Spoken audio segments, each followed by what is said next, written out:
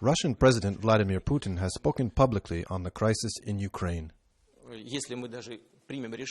Even if I, were to make the decision to use force, it would be legitimate, and it is our interest and responsibility to defend those people closely related to us, historically, culturally, and economically tied to us.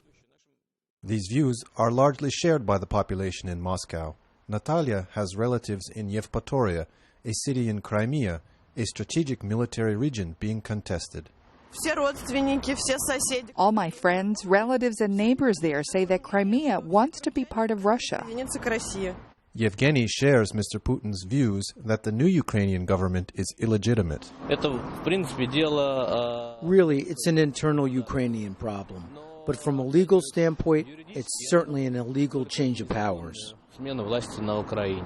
Meanwhile, flowers outside the Ukrainian embassy symbolize the close ties between Russia and Ukraine. But they may also hint at solidarity with the ideals of the Ukrainians now in power. Russian defense analyst Pavel Felgenhauer says opinions could change if life in Russia changes drastically under strict U.S. and EU sanctions. Russia is very much integrated into the international financial system, economic system, and sanctions will be very punishing if they are really serious sanctions.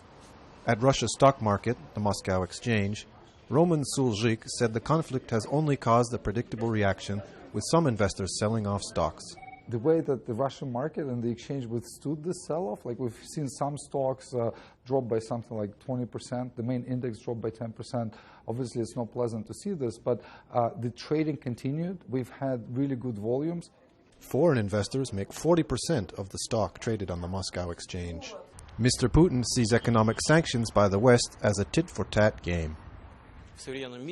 In the modern world where everything is interconnected and everybody depends on everybody one way or another, of course damage can be caused, but it will be mutual damage. And mutual damage seems the only clear inevitability for all parties involved. I don't think that Ukraine, after reorganizing itself, after having legitimate elections, reorganizing its military, will actually settle for part of the country being under Russian yoke. They're going to push back eventually. That means that this thing is going to continue and continue. Putin will be stubborn and the Ukrainians will be stubborn. And the West most likely will also have to be stubborn. Stubbornness and diplomacy do not go hand in hand.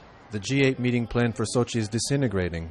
Reports from Ukraine speak of volunteers lining up to fight, and Mr. Putin has yet to reveal his weak spot. Michael Eccles, Voice of America, Moscow, Russia.